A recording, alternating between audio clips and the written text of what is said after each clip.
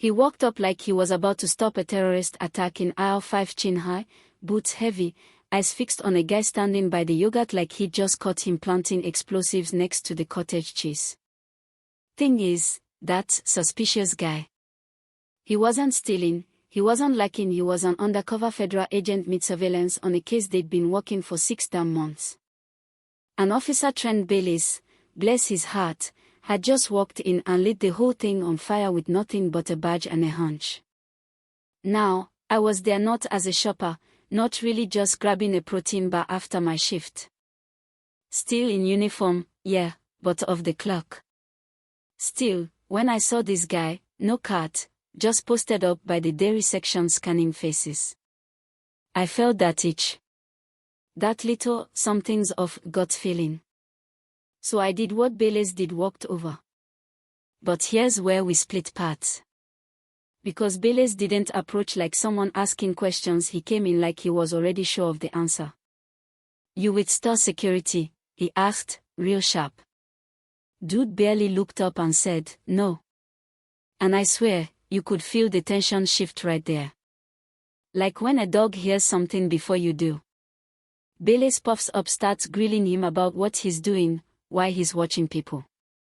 The guy stays calm, slips his phone in his back pocket, and says quietly, "You're interfering." Not loud, not smug, just matter of fact. That's when he drops it, Special Agent Rocker. FBI. Now, anyone else? They'd back off, maybe ask a few respectful questions. But Bayliss, man, he doubles down. Demands ID, barely glances at the badge when Rocker shows it, starts tossing out accusations like he's on an episode of Cops. And by then, people were watching. Phones came out. You know how it goes. And just when things were about to really go sideways, this woman steps in like out of nowhere. Agent Sienna Coben. Quiet, sharp-eyed, with a voice that cuts through tension like a scalpel. "You're interfering with a federal operation," she says. "Calm. Cold. Precise."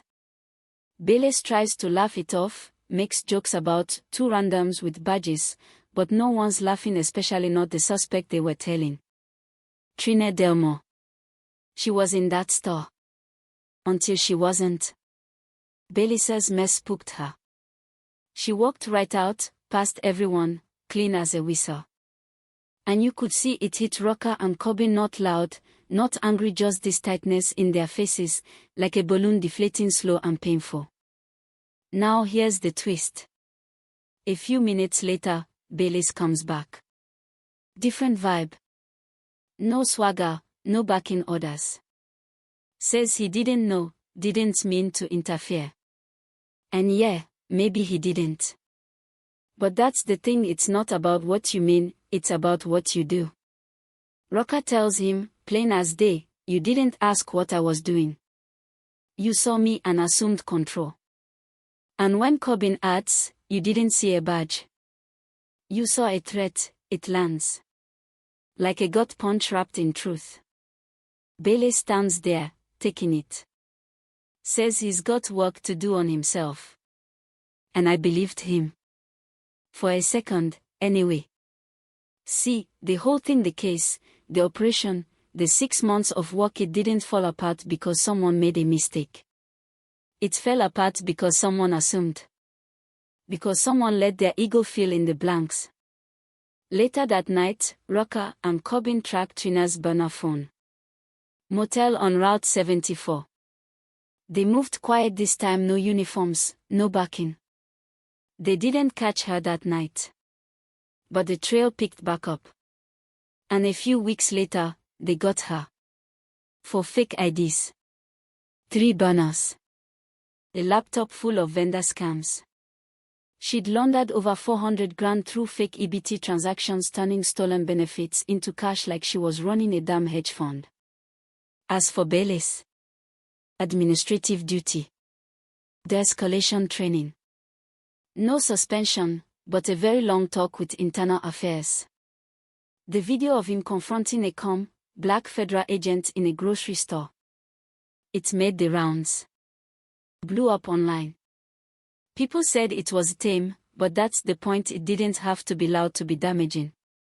That's what stuck with folks. And you know the wild part? That wasn't the first time. Might not be the last either.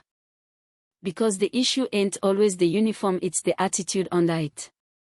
The part that walks into a store and assumes the worst of someone just standing still, doing their job, blending in exactly like they are supposed to.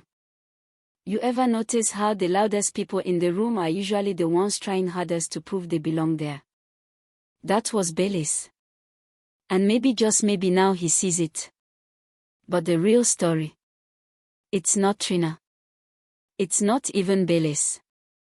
It's what happens when judgment meets professionalism and loses. When someone stays calm not because they're weak, but because they're trained. Disciplined. Focused. That moment, in the dairy aisle, that's what people remember. Not the shouting, not the badge flashing. The silence. The restraint. That's where the real power was. So let me ask you this: if you were standing in that aisle, phone in hand, what would you have seen? A threat? Or a man doing his job? Drop a comment. Tell me what you think. Where's the line between authority and assumption? Between doing your job and doing too much?